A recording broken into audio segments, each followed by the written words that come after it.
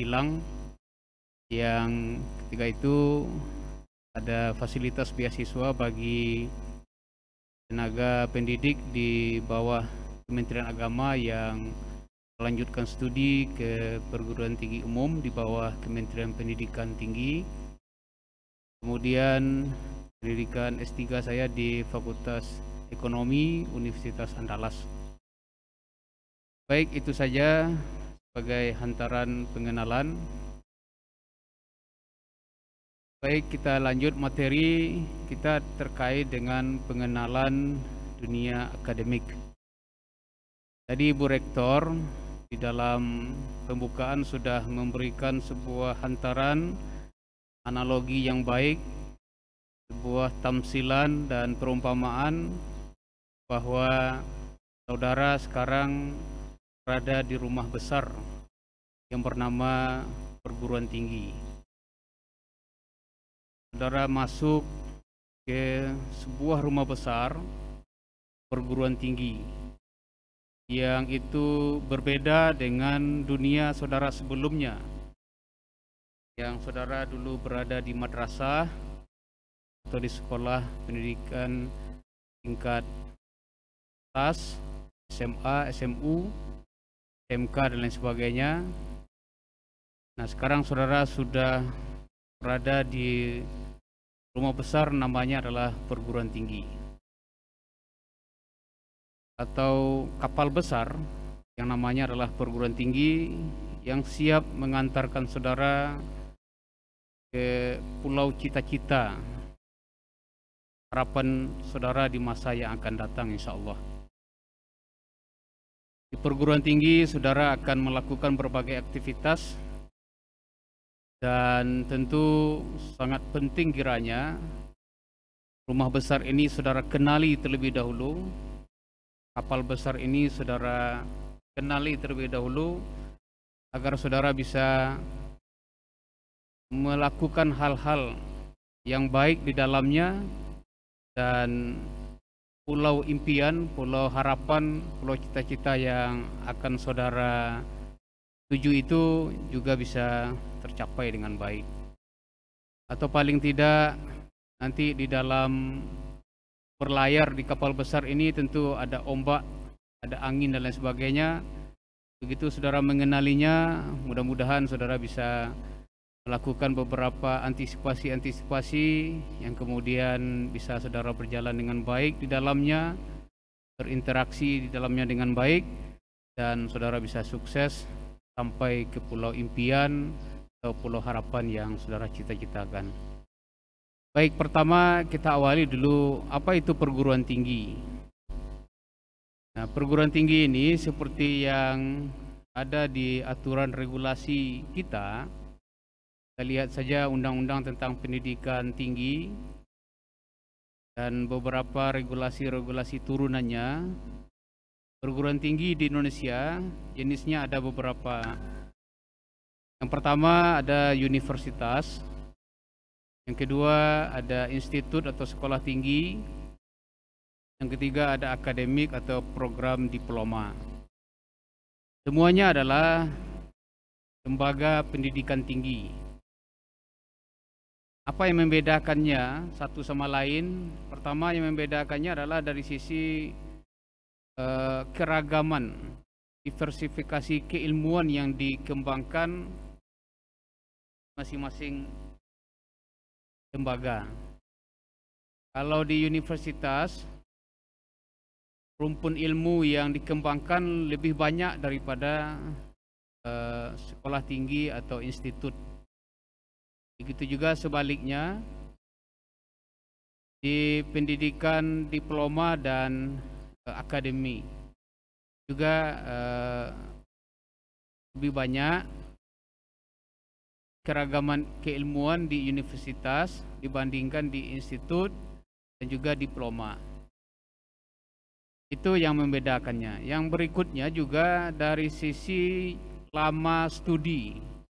Kalau di akademi atau diploma itu relatif lama studinya lebih singkat daripada institut dan universitas. Ada Dan saudara juga barangkali mengenal ada diploma 1, diploma 2, dan diploma 3. Itu menunjukkan masa studinya 1 tahun, 2 tahun, dan 3 tahun. Berikutnya yang membedakannya juga adalah lembaga pendidikan seperti akademi dan diploma ini, dia banyak mengembangkan program-program studi vokasi, di mana program studi yang lebih menyiapkan peserta didik siap untuk bekerja. Jadi yang dipelajarinya hal-hal praktis yang siap digunakan di dunia kerja sesuai dengan prodi yang diambil. Nah, itu jenis dan ragam pendidikan tinggi yang ada di Indonesia. Nah, saudara dengan memilih IAIN Bukit Tinggi, itu artinya saudara berada di perguruan tinggi dengan jenis institut. Itulah yang alam dunia di mana saudara sekarang berada, yaitu di pendidikan tinggi dengan level lengkapnya adalah Institut Agama Islam Negeri IAIN Bukit Tinggi. Yang berikutnya kita lanjut di Indonesia.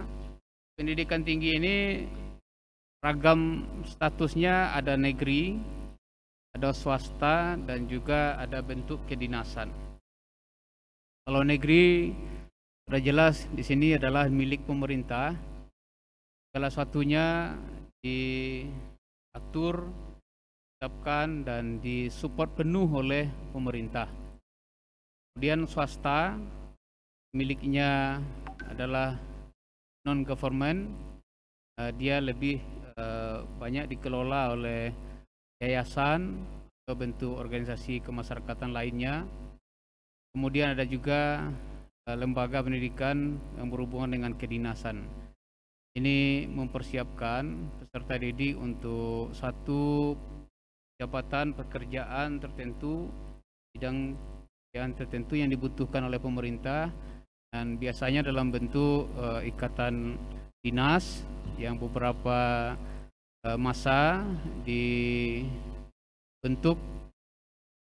pendidikan keahliannya, kemudian ditempatkan di lembaga-lembaga kepemerintahan sesuai dengan misi dan visi dari lembaga pemerintahan tersebut.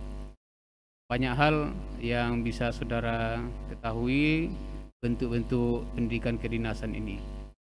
Nah, kalau yang pertama tadi kita sudah tahu ragam jenis lembaga pendidikan tinggi. Nah, dari segi statusnya sekarang juga saudara bisa mengetahui ada yang negeri dan ada swasta serta kedinasan. Nah, kita saudara sudah memilih IAIN Bukit Tinggi, statusnya adalah negeri. Negeri artinya dia dimiliki oleh pemerintah, support penuh oleh pemerintah, terkait dengan tata kelolanya juga diatur oleh pemerintah. Next. Itu terkait dengan pendidikan tinggi secara umum. Dari segi jenisnya ada universitas, ada sekolah tinggi dan institut, kemudian ada akademi dan diploma. Dari segi status ada negeri, swasta, dan kedinasan. Saudara dengan memilih IAIN Bukit Tinggi berarti saudara sudah masuk ke pendidikan tinggi yang berjenis institut dan dia adalah berstatus negeri. Sekali lagi saya menyatakan selamat datang dan selamat menjadi keluarga besar IAIN Bukit Tinggi. Kemudian kita lanjut, saudara sudah menjadi bahagian atau sudah berada di rumah besar, namanya adalah pendidikan tinggi. Di pendidikan tinggi ini ada 3 hal yang harus kita ketahui yang merupakan fungsi dari pendidikan tinggi tersebut. Ini sangat penting untuk saudara ketahui dari awal ini, agar kemudian saudara bisa memahami apa yang akan dilakukan di kapal besar atau di rumah besar pendidikan tinggi ini. Jadi bukan sekedar melanjutkan studi saja. Begitu saudara menapaki pendidikan tinggi, ada 3 hal yang langsung menjadi kewajiban saudara yang disebut dengan Tridharma pendidikan tinggi. Tri artinya adalah 3, dharma terkait dengan kewajiban atau bakti. Ada 3 hal bakti kewajiban yang harus dilakukan begitu saudara masuk ke dunia pendidikan tinggi. Yang pertama adalah pendidikan. Yang kedua penelitian. Yang ketiga adalah pengabdian. Ini tentu berbeda dengan kondisi saudara-saudara sebelumnya, yang mana ketika di madrasah, di pondok pesantren, pendidikan SMK, SMU, saudara mungkin lebih banyak mengikuti pendidikan dan pengajaran saja. Tapi begitu saudara masuk di pendidikan tinggi, bertambah 2 lagi hal yang menjadi kewajiban saudara yang harus saudara ikuti, menjadi bahagian yang tidak bisa dipisahkan dalam proses pendidikan saudara di pendidikan tinggi ini, yaitu penelitian dan pengabdian. Yang pertama kita lihat pendidikan. Pendidikan adalah proses belajar mengajar yang akan saudara ikuti nanti, yang sistemnya dalam bentuk SKS, sistem kredit semester. Di setiap semester yang ditawarkan itu ada ketentuannya, jumlah SKS minimum yang harus diambil dan maksimum yang sesuai dengan batasan-batasan IPK saudara nantinya. Nanti secara lebih terinci masing-masing fakultas ada sesi bagi saudara untuk mengetahuinya lebih lanjut. Tapi pada momen ini saya ingin menyampaikan pemahaman umum saja terkait dengan pendidikan tinggi di YAIN Bukit Tinggi. Jadi nanti ada tawaran-tawaran mata kuliah yang harus saudara ambil di setiap semesternya untuk mengawal proses pendidikan ini. Saudara nanti dibekali dengan aturan-aturan akademik, dan di dalam prosesnya juga saudara akan didampingi oleh penasehat akademik.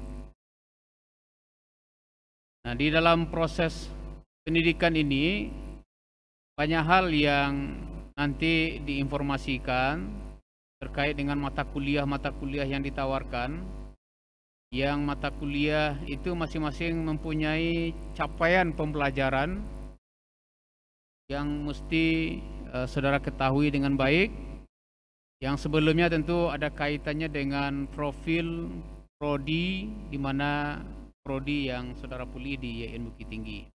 Itu mesti diperhatikan dengan baik. Yang berikutnya terkait juga dengan pendidikan ini. Dalam proses pendidikan ini bermacam metode yang dipakai. Ada sistemnya diskusi, ada tugas-tugas mandiri, ada tugas kelompok, ada juga nanti tugas ke lapangan, tugas ke dunia usaha atau dunia industri. Dan sekarang ini kita sedang mempersiapkan konsep yang disebut dengan istilah belajar merdeka belajar, di mana sedang disiapkan sekarang ini konsep itu, dan saudara nanti bisa mengambil beberapa mata kuliah di luar prodi di dalam perguruan tinggi, dan di luar prodi saudara di luar perguruan tinggi. Nah, itu nanti sedang dipersiapkan, mudah-mudahan ini segera tuntas, segera kita formalkan, kita legalkan menurut rektor, dan mudah-mudahan saudara bisa menikmati ini. Ini juga adalah bahagian dari pendidikan di perguruan tinggi. Selain itu juga ada magang. Kita memiliki satu pendidikan vokasi yaitu program diploma. Itu lebih banyak hal-hal yang berhubungan dengan dunia kerja di perbankan syariah, dan nanti juga banyak mata kuliah praktek dan praktikum di dalamnya. Dan mata kuliah magang praktek lapangan juga nanti akan saudara dapat juga dalam rangka untuk menambah pengetahuan dan mempraktekkan mata kuliah yang saudara dapat di dalam lokal nantinya. Nah, terkait juga pendidikan pengajaran ini, saudara tidak selalu belajarnya di lokal, ada juga di labor, akan dibawa oleh Bapak Ibu dosen. Tadi sudah dijelaskan oleh dokter, kita di labor terpadu. Bagi saudara yang di Fakultas Ekonomi dan Bisnis Islam, ada labor Bank Mini, labor akuntansi, labor kewirausahaan. Dan bagi saudara yang di Fakultas Syariah, ada labor falak, labor peradilan, praktek ibadah. Kemudian bagi saudara yang di Fakultas ilmu keguruan, tarbiyah dan ilmu keguruan, ada micro teaching, ada praktek ibadah. Kemudian saudara juga nanti pergi ke sekolah-sekolah. Bagi saudara di prodi-prodi tertentu ada khusus pengalaman lapangan terkait dengan keilmuan saudara. Kemudian juga bagi saudara di Fakultas Usuluddin Adab dan Dakwah juga ada praktek, ada juga labornya terkait dengan pendalaman materi-materi perkuliahan yang saudara dapat. Nah, kemudian kita lanjut yang kedua terkait dengan penelitian. Ini juga adalah bahagian yang harus dilakukan oleh orang yang berada di pendidikan tinggi, mahasiswa yang sedang menapaki pendidikan tinggi ini. Berada di rumah besar pendidikan tinggi, selain dia melakukan pendidikan, juga adalah melakukan penelitian. Ini juga bahagian dharma yang harus saudara lakukan selama saudara berada di pendidikan tinggi paling tidak. Nah, penelitian ini bisa dia bahagian di dalam mata kuliah. Jadi di dalam mata kuliah itu ada nanti saatnya saudara ditugaskan untuk melakukan riset-riset kecil terkait dengan kepentingan satu mata kuliah. Bisa dia dalam bentuk kelompok atau juga individu-individu sesuai dengan penugasan yang diberikan oleh dosen. Nah, kegiatan penelitian ini bahagian yang penting di mana kita bisa mengetahui lebih lanjut, bisa mendalami bagaimana kondisi praktisnya di lapangan, kondisi realnya di lapangan. Kita bisa melihat bagaimana kejadian-kejadian, fenomena-fenomena sosial, dan nanti bisa kita carikan solusinya secara keilmuan, tawaran-tawaran model penyelesaian masalah secara keilmuan sesuai dengan minat kajian kita tentunya. Ini juga bahagian yang riset-riset ini bahagian yang harus saudara lakukan. Kemudian nanti bagaimana juga melalui riset-riset kecil ini saudara bisa berkontribusi kepada masyarakat. Saudara bisa memberikan kontribusi penyelesaian masalah sesuai dengan temuan-temuan kita. Saya memiliki pengalaman ketika menjadi ketua program D3 Perbankan Syariah. Ada satu penelitian yang dilakukan oleh mahasiswa ketika akan menyelesaikan studi terkait dengan jasa layanan di sebuah lembaga keuangan, tepatnya adalah jasa layanan security. Nah, mahasiswa kita ketika itu meneliti bagaimana penilaian nasabah terkait dengan layanan security yang diberikan oleh satu lembaga keuangan. Karena yang ditelitinya adalah lembaga keuangan, kita minta ketika itu salah seorang pimpinannya hadir, kemudian sekaligus juga menguji, karena kita juga banyak kerjasama dengan lembaga-lembaga keuangan ketika itu, dan kita selain meminta mereka untuk ikut menguji juga ikut mengajar untuk beberapa mata kuliah. Nah, menariknya ketika yang bersangkutan mahasiswa kita tadi melakukan presentasi terhadap hasil penelitiannya, pimpinan lembaga keuangan ini sangat kaget bahwa selama ini dia tidak begitu banyak tahu dengan bagaimana respon nasabah terkait dengan layanan khusus, layanan security di lembaga dia. Nah, itulah momen bagi dia, informasi yang dia dapat melalui riset mahasiswa kita terkait dengan layanan security di lembaga dia. Nah, ini kita melihat bahwa kontribusi kita terhadap satu lembaga terkait dengan layanan. Di akhir ujian, pimpinan lembaga keuangan ini mengucapkan banyak terima kasih. Secara jujur dia mengakui bahwa inilah pertama kali saya dapat informasi bahwa beginilah bawahan saya dalam bekerja, yang barangkali dalam keseharian karena kesibukan saya sebagai pimpinan tidak begitu memperhatikan. Hal ini memberikan pelajaran kepada kita semua bahwa riset-riset ini sangat penting dan dia mempunyai kontribusi kepada kehidupan sosial masyarakat kita.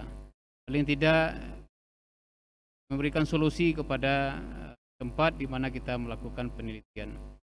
Saudara nanti di dalam proses pendidikan tinggi ini juga akan melakukan banyak riset-riset. Yang jelas nanti ketika mengakhiri studi saudara juga saudara akan melakukan riset. Di Fakultas Tarbiyah dan Ilmu Keguruan, saudara akan melakukan riset-riset terkait dengan pendidikan. Saudara yang berada di Fakultas Syariah, saudara akan melakukan riset-riset terkait dengan hukum Islam. Saudara yang berada di Fakultas Usuluddin Adab dan Dakwah, saudara akan melakukan riset-riset terkait dengan sosial keagamaan. Dan juga di Fakultas Ekonomi dan Bisnis Islam tentunya terkait dengan praktek bisnis, dunia usaha, sektor real terkait dengan bidang kajian kita masing-masing. Ini sangat penting, penelitian ini bahagian yang tidak terpisahkan bagi kita yang berada di pendidikan tinggi. Kemudian berikutnya adalah pengabdian. Ini bagian terakhir. Pengabdian ini adalah satu hal yang harus kita lakukan sebagai insan akademik di dunia pendidikan tinggi. Pengabdian ini di mana kita mencurahkan pikiran kita, ide kita, gagasan kita untuk kehidupan masyarakat yang lebih baik, atau juga kita terjun langsung kepada masyarakat, aksen langsung kepada masyarakat dalam bentuk pendampingan dan lain sebagainya. Bersama-sama masyarakat kita melakukan perubahan-perubahan pengabdian sesuai dengan keilmuan kita masing-masing. Ini juga bahagian yang harus kita lakukan. Di dalam pendidikan tinggi kita, dalam proses pendidikan, kita diharuskan melakukan pengabdian ini yang nanti akan diwajibkan dalam bentuk satuan SKS-nya, yaitu dalam bentuk kuliah kerja nyata. Ini juga bukan berarti bahwa pengabdian saudara hanya di waktu KKN saja. Karena pengabdian itu setiap saat, karena ini sudah bahagian yang melekat kepada diri kita begitu kita memasuki dunia pendidikan tinggi. Jadi pengabdian ini senantiasa kita lakukan sebagai bahagian dari kewajiban kita Tridharma Perguruan Tinggi.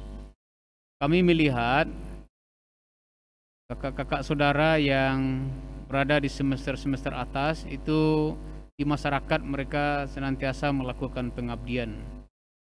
Banyak yang tinggal di masjid, banyak yang mengajar, mengabdikan ilmunya di pondok pesantren, di madrasah, dan di pendidikan dan lembaga-lembaga pendidikan lainnya.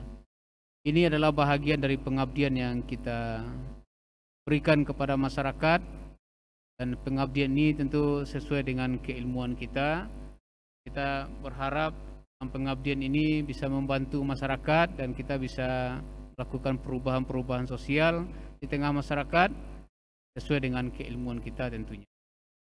Ini sangat penting kita lakukan dan tolong ini menjadi perhatian kita semua begitu kita berada di dunia pendidikan tinggi ini. Next. Ini adalah slide terakhir terkait dengan apa yang kita sampaikan di awal.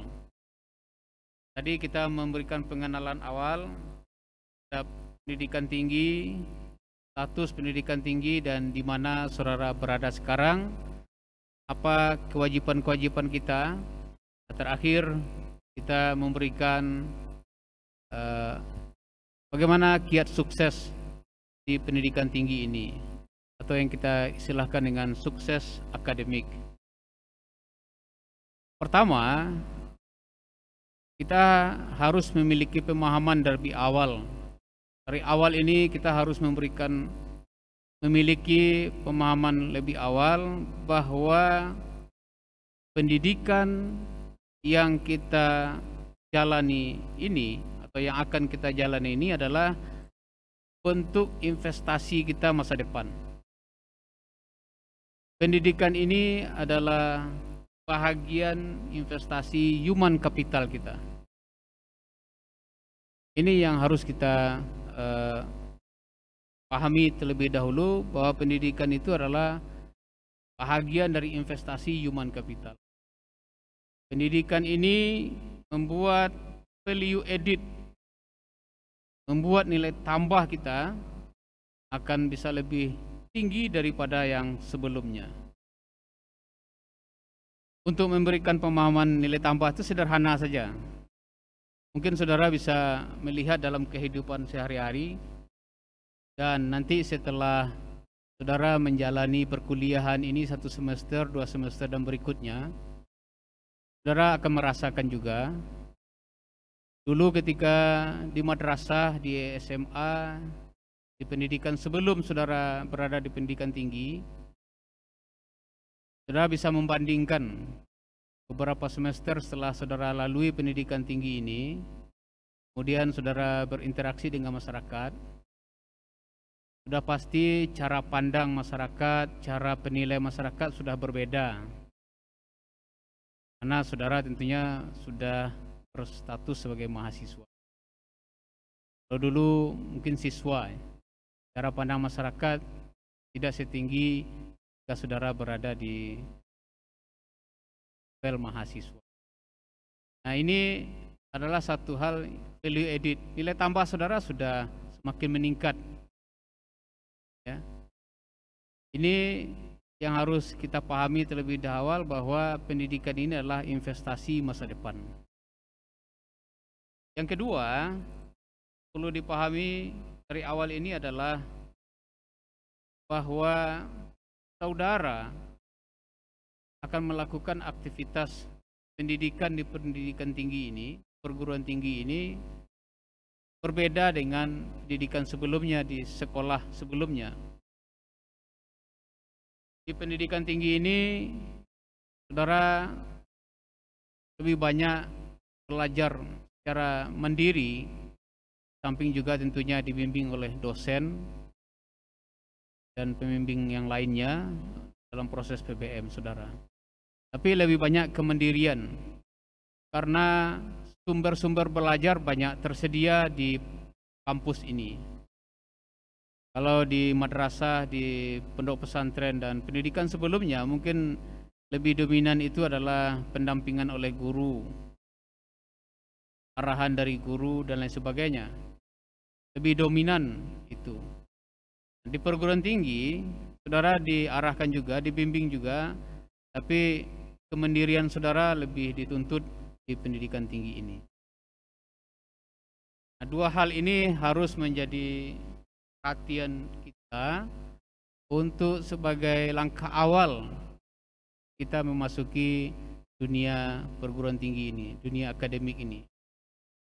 Yang lebih utama lagi adalah niat. Nawa itu mesti diperbaharui.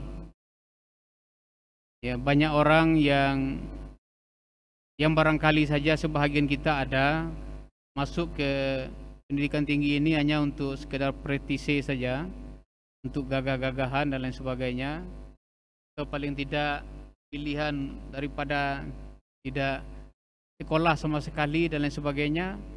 Nah, ini momen-momen awal saudara memasuki pendidikan tinggi ini, nawa itu mesti diperbaiki, bahwa kita adalah belajar, dan belajar ini adalah bahagian dari perintah agama, dan itu kita lakukan dan lakoni. Belajar di pendidikan tinggi ini dengan baik, dengan tulus ikhlas, mudah-mudahan menjadi amal ibadah bagi saudara, dan ini juga kesuksesan insya Allah bisa menyertai saudara. Ini yang sangat penting dari awal. So, kalau salah-salah niat tentu akan mempengaruhi kepada yang lain. Dalam agama kita, Rasulullah sudah mengingatkan, baginda Rasul mengingatkan kita semua bahwa niat ini menjadi penting, karena apa yang kita peroleh, apa yang kita raih gantung kepada niat kita dari awal langkah. Ini yang penting. Jika kemudian ada hal-hal yang salah sebelumnya, sekarang harus diperbaiki niatnya sebelum saudara memasuki lebih lanjut dunia pendidikan tinggi ini. Baik, berikutnya yang mesti saudara ketahui juga adalah bahwa di pendidikan tinggi ini sistem perkuliahan, sistem pendidikannya berbeda. Nah, mengharuskan kita mesti mampu melakukan manajemen waktu dengan baik. Waktu ini tidak pernah bertambah, sejak dulu 24 jam juga satu hari. Tidak pernah bertambah. Sementara rutinitas kita, volume kerja kita, aktivitas kita banyak. Ya. Nah, dengan kuliah tentu ada lagi tambahan-tambahan aktivitas kita. Nah, dituntut kita bagaimana kita memanage waktu dengan baik. Bagaimana kita mengatur waktu antara belajar dan aktivitas-aktivitas yang lain. Bagaimana kita mengatur alokasi waktu antara belajar, bermain, dan kegiatan-kegiatan yang lain. Diatur sedemikian baik. Nah, pengaturan-pengaturan waktu ini menjadi penting bagi kita dalam kehidupan secara umum, wabil khusus bagi saudara yang menapaki pendidikan tinggi. Nah, tanpa terasa waktu 4 tahun bagi saudara untuk disediakan studi bagi saudara di S1 dan 3 tahun bagi saudara di D3 itu tidak lama. Pengalaman-pengalaman kami selama ini banyak menemukan mahasiswa sering kaget sudah berada di akhir-akhir alokasi waktu studi bagi dia. Kalau S1 itu 14 semester, semester 12 sudah tidak terasa waktunya, dan ternyata belum punya kesiapan untuk menyelesaikan studi, proposal skripsi belum, dan lain sebagainya. Kadang-kadang sudah diingatkan oleh penasihat akademiknya, sudah diingatkan oleh rekan-rekannya yang lain. Nah, ini sangat penting bagi saudara untuk diperhatikan. Jadi di-manage waktu dengan baik. Kalau perlu saudara bikin di buku kecil saudara, atau tempelkan di kamar saudara, tempelkan di tempat yang bisa mengingatkan selalu saudara terhadap waktu ini. Ini menjadi penting. Mulai dari kita bangun tidur, siang sampai kita tidur lagi, apa kegiatan kita itu diatur sedemikian baik, dialokasikan sedemikian baik dari aktivitas-aktivitas kita tiap hari. Nah, kesuksesan saudara mengatur waktu ini menentukan juga kesuksesan kita di. Saya membaca biografi orang-orang sukses di dunia dan orang-orang sukses di bidang bisnisnya. Salah satu kuncinya itu adalah mereka pandai memanage waktu dengan baik. Dengan alokasi waktu yang baik, dia bisa menempatkan kegiatan-kegiatannya dengan baik dan hasil dari kegiatannya bisa lebih. Berikutnya perlu juga saudara perhatikan juga adalah tentu di dalam interaksi di dunia pendidikan tinggi ini dengan rekan-rekan saudara, dengan dosen, dengan tenaga kependidikan dan lain sebagainya, tentu ada masalah. Sudah pasti ada masalah. Jadi tidak ada yang tidak ada masalah, pasti itu ada masalah. Nah, bagaimana kita bisa juga memanage ini dengan baik, ya, memanage stres dengan baik. Ini sangat penting juga bagi saudara di dalam menjalankan pendidikan tinggi. Pengalaman kami selama ini, ada juga kami temukan mahasiswa karena tidak mampu memanage masalah ini dengan baik, sedikit ada masalah dia down, ya. Jadi sedikit saja ada masalah dengan rekan kuliahnya, sedikit aja ada gangguan komunikasi dengan dosen, sedikit saja ada gangguan komunikasi dengan tenaga kependidikan dalam memberikan layanan, dia down. Ini adalah bukti ketidakmampuan kita memanage, mengelola masalah. Ini bahagian dari keseharian yang akan kita hadapi, dan mari ini dihadapi dengan baik. Untuk itu, sesi-sesi setelah ini nanti akan menghidangkan kepada saudara, akan menyediakan kepada saudara tentang bagaimana layanan-layanan akademik, bagaimana layanan-layanan yang ada di kampus ini, dan beberapa informasi-informasi detail terkait dengan prodi-prodi saudara. Tentu dalam waktu yang relatif terbatas ini tidak bisa dihidangkan semuanya, diinformasikan semuanya, maka saudara bisa baca lebih banyak, saudara akses melalui website di fakultas dan di prodi. Dan saudara dalam keseharian saudara didampingi oleh penasihat akademik. Penasihat akademik ini adalah mitra untuk kita berdiskusi, berdialog, curhat akademik dari masalah yang kita hadapi. Jangan dijadikan penasihat akademik ini hanya mitranya 2 kali waktu semester saja. Yang pertama minta pengesahan KS, kartu rencana studi, kemudian pengesahan untuk hasil studi dan lain sebagainya. Jadi lebih banyak itu dimanfaatkan oleh mahasiswa, padahal penasihat akademik adalah mitra kita untuk berbagi sembari mencari solusi bagaimana sebaiknya menyelesaikan masalah akademik ini. Jadi tolong diperhatikan betul, saudara nanti akan ada penasihat akademik, bangunlah komunikasi akademik, bangunlah komunikasi yang baik dengan penasihat akademik saudara, dan saudara bisa berdialog dengan baik jika kemudian ada masalah. Ini penting, ya, karena ibarat berjalan, karena tidak semuanya jalan ini datar, lurus, pasti jalan ada mendaki, ada berbelok. Itu adalah membuat perjalanan menjadi asik. Nah, tentu tidak lancar saja semuanya, urusan saudara pasti ada masalah, tapi selesaikan masalah dengan baik dan kelola masalah itu dengan baik. Mudah-mudahan ini bisa bahagian edukasi juga bagi saudara bagaimana menghadapi masalah ini dengan baik. Jadi jangan membuat masalah ini down bagi saudara dan akhirnya saudara tidak menyelesaikan masalah dengan baik. dan studi saudara juga terkendala dan harapan saudara juga tidak terwujud dan orang tua juga menjadi kecewa nanti di ujung studi saudara. Jadi tolong ini diperhatikan betul terkait dengan bagaimana kita mengelola masalah ini dengan baik. Nah, kemudian berikutnya perlu juga saudara ketahui juga adalah bahwa belajar di pendidikan tinggi ini berbeda dengan dunia pendidikan sebelumnya yang saudara lalui. Saudara lebih banyak dituntut bagaimana memanfaatkan sumber-sumber belajar dengan baik.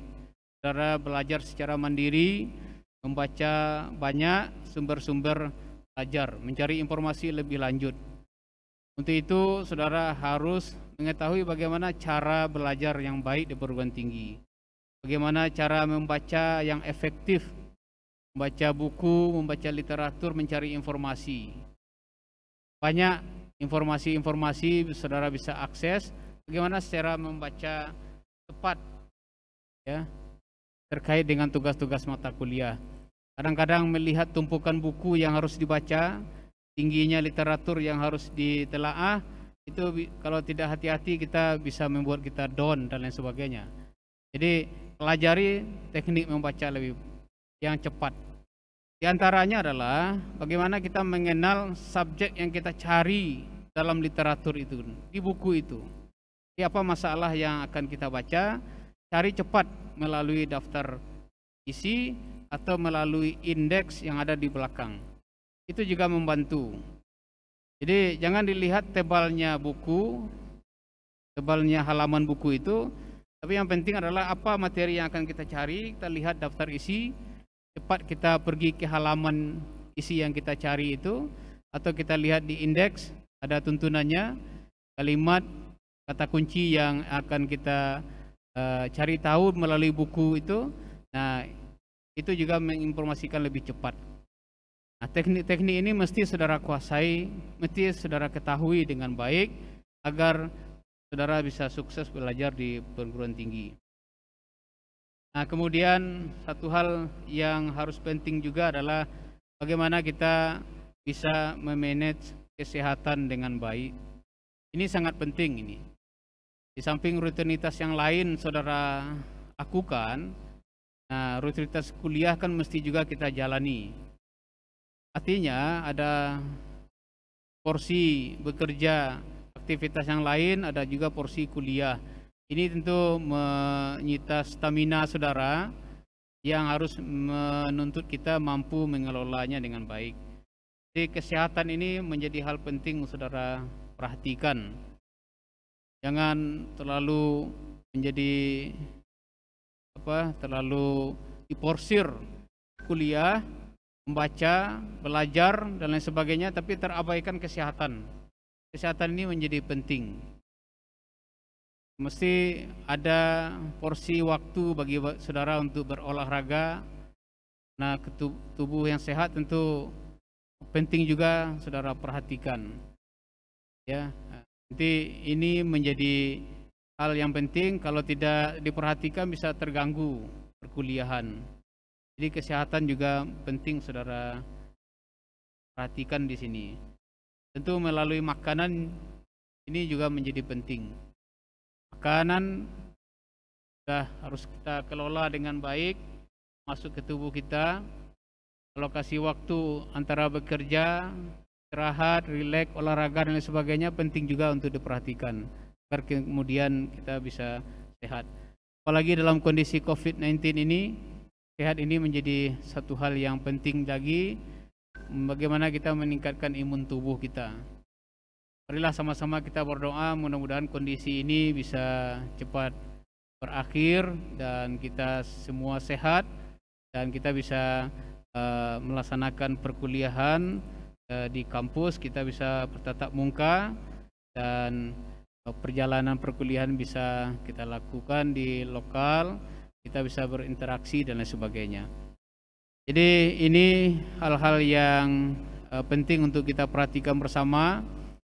Slide sudah kita berikan, mudah-mudahan ini bisa disebarluaskan dan saudara bisa memahami. Baik, itu saja. Ini adalah pemahaman umum saja, informasi umum. Nanti detailnya ada sesi yang disampaikan oleh Pak Dekan beserta jajarannya, dan tolong ini menjadi perhatian oleh kita semua. Nah, sebelum diakhiri, sekali lagi saudara yang tergabung di mahasiswa baru YIN Bukit Tinggi, selamat. Saudara adalah orang-orang yang terpilih, yang terseleksi dari sekian ribu banyak peminat di YIN Bukit Tinggi, dan mari jalani perkuliahan ini dengan baik. Mudah-mudahan apa yang saudara cita-citakan, kapal besar, rumah besar ini bisa membuat saudara bisa menggapai masa depan lebih baik tentunya. Dan kalau ada hal-hal masalah-masalah akademik yang ingin ditanyakan, saudara bisa menghubungi saya. Silahkan nanti dicatat nomor yang bisa dihubungi, saudara bisa berkomunikasi langsung ke saya atau di fakultas juga bisa. Masing-masing fakultas ada pembantu dekan di bidang akademik. Itu saja, terima kasih. Selamat sekali lagi, dan mari jalani perkuliahan ini dengan baik. Jaga kesehatan, dan tentu mari luruskan niat dari awal ini untuk belajar di YIN. Mudah-mudahan sukses. Adanallah wa iyyakum ajma'in. Assalamualaikum warahmatullahi wabarakatuh.